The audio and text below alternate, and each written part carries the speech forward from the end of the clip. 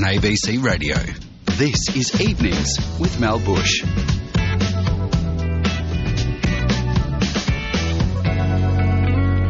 Divorce. It's not the cheeriest of subjects. When you look into the eyes of your bride or groom on that most special of days, I can't imagine that it would be further from your mind, unless you know that you're making a monumental mistake, of course. Marriage breakdowns can be nasty. Can you think of anyone who has had that most rare of experiences, that amicable separation? But according to divorce coach and founder of Australia's first one-stop divorce centre, Cheryl Duffy, says there is such a thing as a good divorce. And, well, Cheryl's walked the walk. Cheryl, hello. Welcome to Evenings. Thank you for your time tonight. Hi, Mel. Divorce, a divorce coach, Cheryl. It wouldn't be on everybody's careers list, I wouldn't imagine. Can you give us, if you don't mind, if you're happy to, just a little bit of your divorce journey? Okay, so my divorce journey happened 15 years ago, so it's quite a long time. But when I was working in the corporate world, I was leading transformational change. But you know what? The most difficult change I ever had to manage was my own divorce. So I've actually learned from that experience to take a negative into a positive. Mm-hmm. So it's about being able to separate how you feel about the breakup from your co-parenting relationship, so that you're still going to be parents, but you're not going to be partners anymore. So it's really key to work together to make it amicable for the sake of the children. And Cheryl, you too, I believe, were one of the first, maybe the first, among your friendship group to go through a marriage breakdown and a separation. Did you feel stigmatised at the time? I think myself, I didn't feel stigmatised, but I felt like a bit of a failure. So when you've been married for many, many years and you have successes in your life and you feel that your marriage is fine, and then all of a sudden your husband wants to get a divorce, and you can be so blindsided thinking, where on earth does that come from? So you go through that process of denial and shock, and it really makes you feel like your whole world's turned upside down.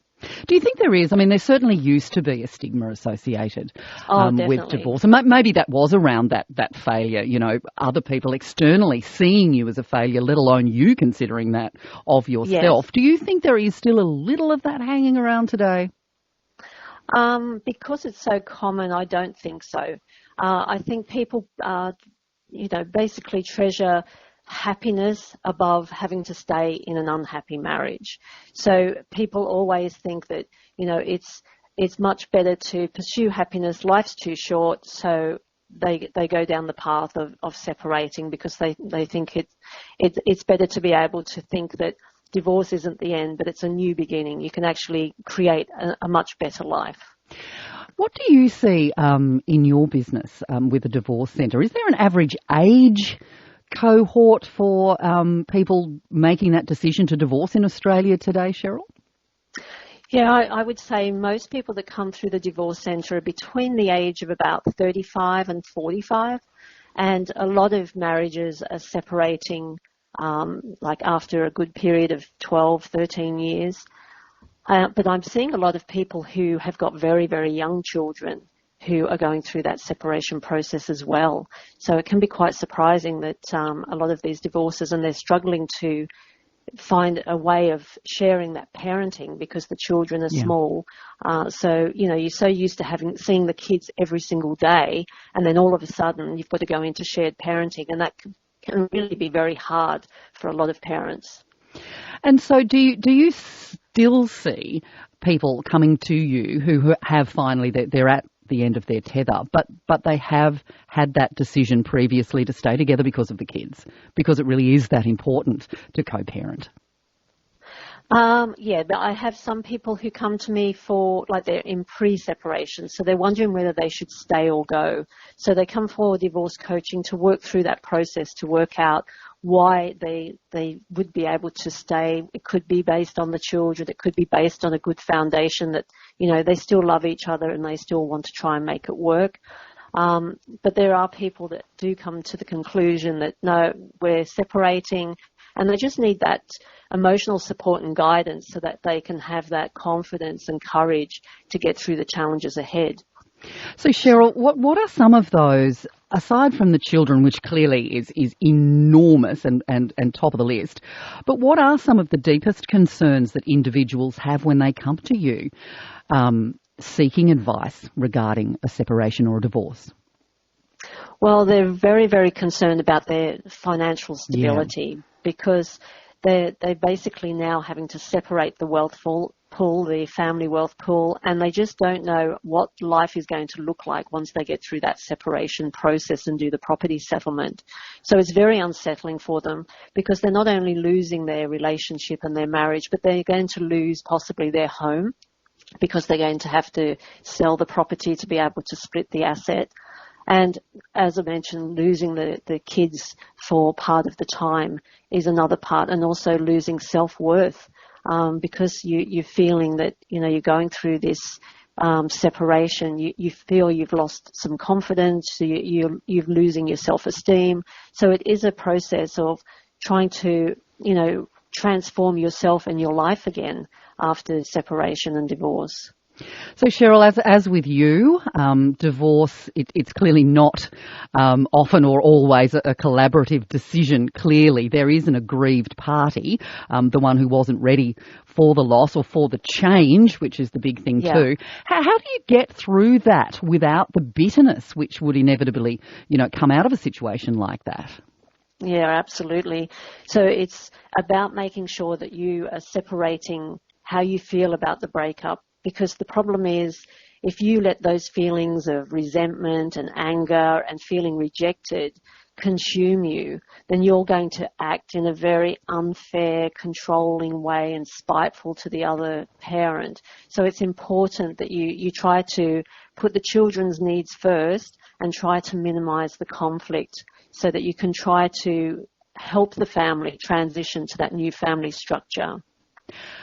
It's you're with Evenings with Mel Bush on ABC Radio, and Cheryl Duffy is the founder of the Divorce Centre and is a divorce coach.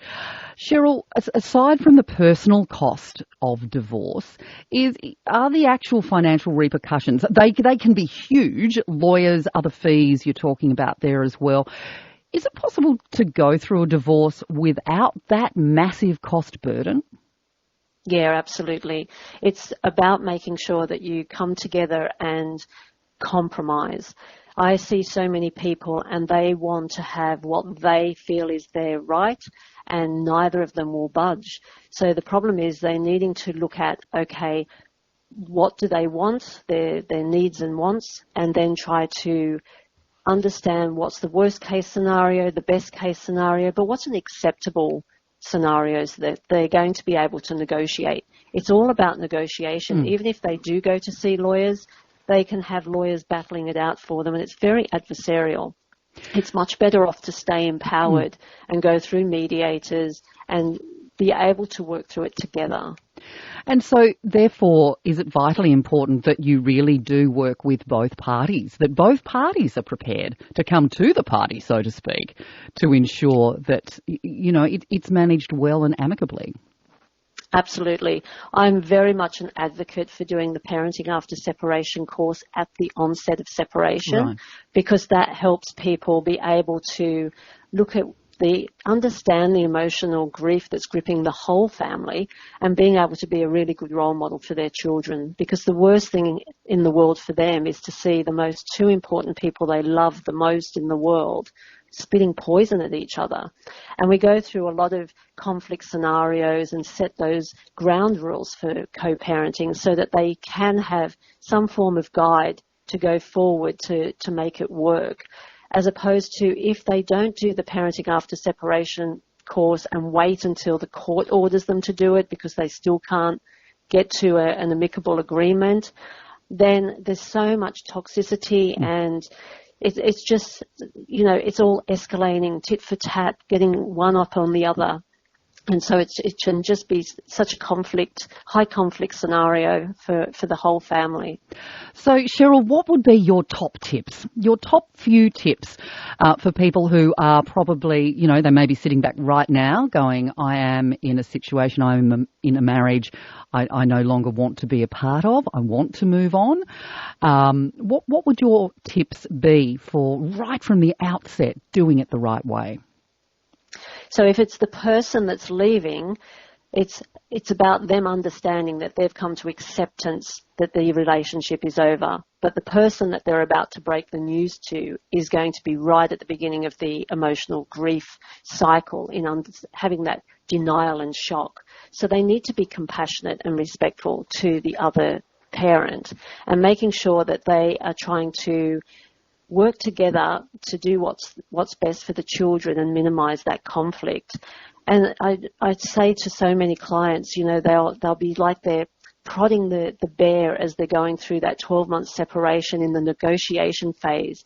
You want to be able to work together. If you keep escalating conflict, then people are going to dig their heels in and not negotiate fairly. So it's about trying to work together to be able to get an amicable outcome for both of you, a win-win solution, basically. Cheryl Duffy, sage words. Thank you so very much for taking the time to have a yarn tonight. It really is appreciated, and if only it could always remain amicable, it would be close to a perfect world. Cheryl, thanks again. Thank you so much, Mel.